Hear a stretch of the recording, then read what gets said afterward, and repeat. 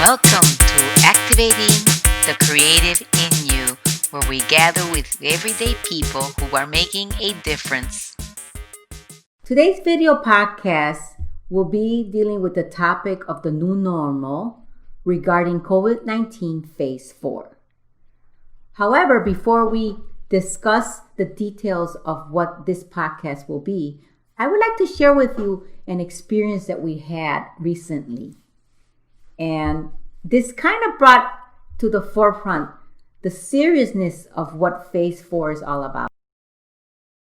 We decided to take a little vacation because we are usually travelers and we like to get away. But because of the regulations regarding COVID Phase 4 and trying to keep safe and protected from getting sick with this virus, and we decided to go to a location that was nearby.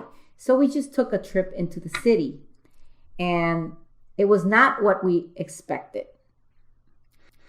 Wow. Yes, it was a belated anniversary. And so we had planned to spend the time downtown in Chicago. And it really was not what was expected, as Nancy said, because it was pretty empty. Normally, when we go to a hotel downtown, there's usually a lot of activity, a lot of people in the lobby, just a lot going on. And when we walked in, it was literally a ghost town. From the minute that we entered the hotel, we were met at the door by a hotel employee who was asking us to show identification and show proof that we were registered to be at the hotel that day. And it was just a totally different experience than what we were used to. Yes, and it really felt eerie because as we drove through the city to get to the location, the streets were empty. And then later on, when we went out for dinner, the restaurants were also half empty. And we were hoping to be around people because one of the parts of being in the middle of Phase 4 is the whole idea of you can't be around others. So we been trying to follow those regulations, but it gets lonely when you're locked up in the house half the time. Right. What came to mind when we were driving through and the streets were empty was the Will Smith movie, I Am Legend. It literally felt like we were driving through the movie set. There was actually nothing going on the streets. And for a big city like Chicago, that's, quite out of the ordinary. And this is why we are going to emphasize something that has come to the forefront regarding being in Phase 4, which is the idea of how do we stay connected with each other as a body in regards to fellowship, being that we are part of a church body. Before we begin, let's define Phase 4. Okay, that's a great question. I think when we're talking about Phase 4, we're really referring to the stay-at-home phases, or shelter-in phases, where some parts of the country call it shelter-in. And so Phase 1 being strict shelter-in, nobody can leave the house. Phase 2, of course, was everyone that can possibly work from home, they would be working from home. Phase 3. Cautious reopening, gatherings of 10 or less. Now we're into Phase 4, which is really gradually resuming activities and, gatherings of 50 or less. It also might be seen, indoor venues of up to 25% capacity, and in some cases, outdoor venues up to 50% capacity. Now, having said that, there's a lot that goes into it. But I think the biggest question right now that a lot of people have is how long will this Phase 4 last? And here's the shocking part. Phase 4 will continue until a vaccine is developed or until what they call herd immunity occurs. And herd immunity, for those who've heard the term and may not know what they're talking about, is when 50 to 75% of the population gets exposed to the virus. So the medical experts say that this could take anywhere from 1 to 3 more years. So, yes, I said that correctly, 1 to 3 years. So we may be in phase 4 for a prolonged period of time. Wow. I thought that this was only going to be a 1 to 3 month deal. It seems like we're going to be here for a while. Now, my big concern is, are there any lingering side effects that could be impacting us as a result of this phase 4 with COVID-19? Well, definitely. Of course, there are. I think we can break it down into 3 primary areas of focus. I think the first would be the physical, because, it's really hit us hard from a physical perspective. I mean, our exercise and our daily routines have been affected, as well as nutrition-wise. I mean, we're creatures of habit, and in many cases, we had our favorite stores. Some of them have reopened, some of them have not. So there's certain products that maybe, we've had to change in our diet because of the changes with the patterns of the COVID pandemic. And also, when you think about the social aspect, we're talking about the isolation, the limited social contacts now, where, it's just changed our daily routines. And of course, from the emotional perspective, we're dealing with a lot of, in many cases, anxiety and depression, and things of that nature, which are really catching people off guard. That's interesting. However, for the sake of this podcast, we will concentrate on fellowship, which is the social emotional component. Could you share a little bit more on that? Sure. I think that, as time has rolled on, I've heard a lot more complaints from, fellow Christians that nobody's reaching out to them. They feel alone, they feel isolated, they feel not supported by their local churches. And so I think that, the most common solution that we've seen is pastors taking their services and basically repeating the Sunday sermon through social media like Facebook. How has this approach not been the best solution for what they're going through right now in regards to social emotional concerns? Well, I think that the biggest problem there is that it results in one-way communication. So it's like, in the big church, you're basically sitting there and you're hearing somebody talk to you. Mm-hmm. And that's what we're seeing through social media. It's a repetition of that. Well, according to the stats that are bringing up attention to the rates of anxiety and depression going up higher during this time, it seems like a lot of people are in crisis. Right. So that's the issue. That unfortunately, many people are in crisis. They're suffering from anxiety. They may be suffering from depression. And in some cases, some are mourning the loss of loved ones from COVID-19. So, that adds extra strain on the church body. So, and I think that people in general, they want to be heard during this time. They want to be reassured that things are going to be okay. And so a one-way message is not meeting that need for a lot of the people. However, pre-pandemic stage was a setup that people were okay with being part of the events, being part of the group. And it kind of reminded me of kind of like what Facebook does. It's a parasocial. You're in the group, but you really are not connected at a deeper level. Right. You feel part of a group, but at the same time, you don't really need the group at a deep level. It's kind of like, it's my friend, it's my group. And yet you can just go on with your life. You go on with your work. You go on with your kids or whatever's going on in your immediate social circle. But that's okay, because really life is going fine and you don't really need that personal connection. Yeah. So everybody now is very aware of Zoom.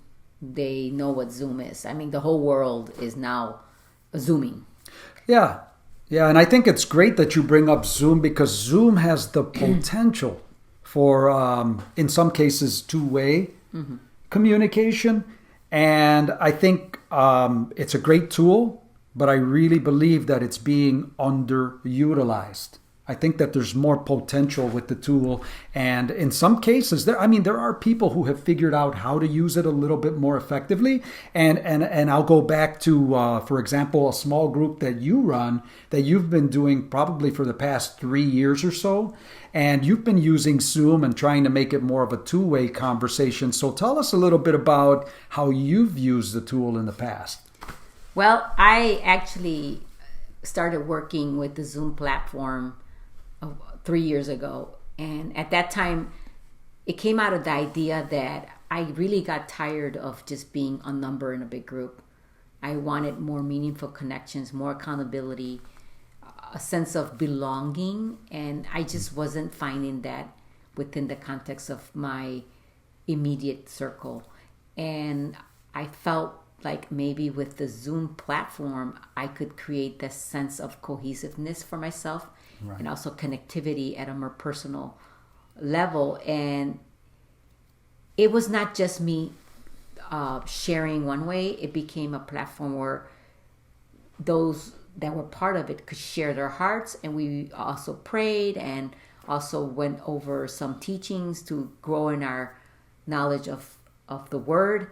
And before the pandemic, we were also meeting in person at events. Oh, that's interesting. So what you're saying is you combined Zoom with some personal touch so that there was a little bit of both going on. Yes, it actually has been working well, and I will be very sincere that had I not had that group before this pandemic, I would probably have been very negatively impacted because my connections with the local body was still at a place where it was still parasocial, because it takes time to build connections with people at a deeper level. You have to spend time with them. And I utilized the platform, but I also made time to talk to people outside of the group setting. So it was not only with the group, but also connecting with them sometimes in person and just phone call, texting, and Zooming one-to-one. So to me, Zoom was not one way. It was always the idea of being two-way. So I was hoping that would be more of the approach that could be utilized during this season, but I haven't really seen a lot of that happening. I think a lot of people were not comfortable. It takes a while for people to get used to being on a virtual platform and being transparent and authentic within the idea of the camera and being in that particular setting. Right. And I think there's also a learning curve, because when you think about it, a lot of churches have been thrust into this situation, and many of them didn't have a background in social media.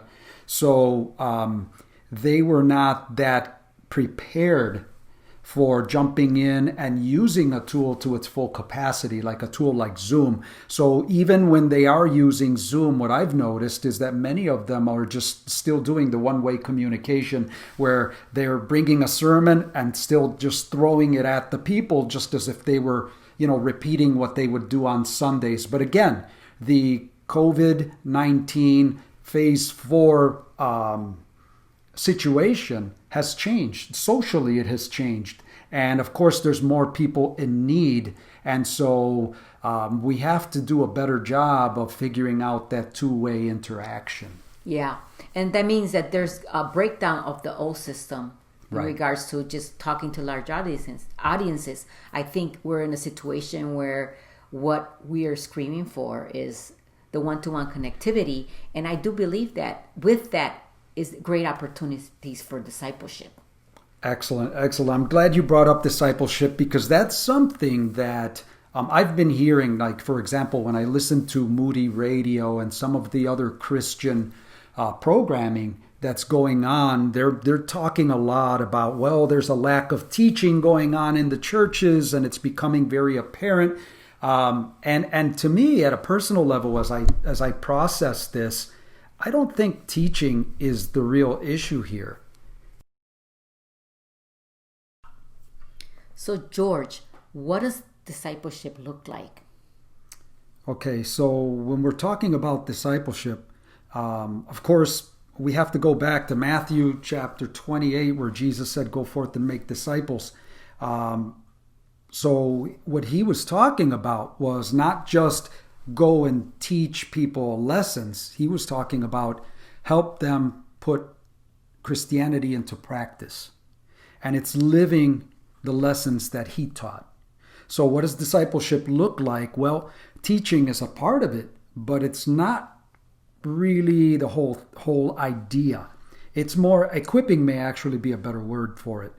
It's about learning something and putting it into action. So, for example, in James chapter 1, verse 22, he talks about being a hearer and a doer of the word. And that's what we're talking about with discipleship. And then there's fellowship, which is another key component with discipleship. It's spending time with people. It's the Greek word koinonia is what comes to mind. It's sharing life with others. And I don't want you to confuse this with sharing time with others, because it's not just about being with people. It's about taking the time to listen to them. It's about taking time to hear what's going on in their lives and actually praying into those things. It's about even following up maybe a week or two later and saying, "Hey, how are things going?" It's about taking the opportunity to share life and to help them as they process the Christian life. And I think if each of us does that, then we're truly discipling each other. So along that note, George, what are the key points that you would like the audience to take away with them? Well, I think that if I were to have two or three things that as takeaways, I think number one would be dealing with the isolation. Don't be afraid to reach out to others. I think it's very important to not just wait.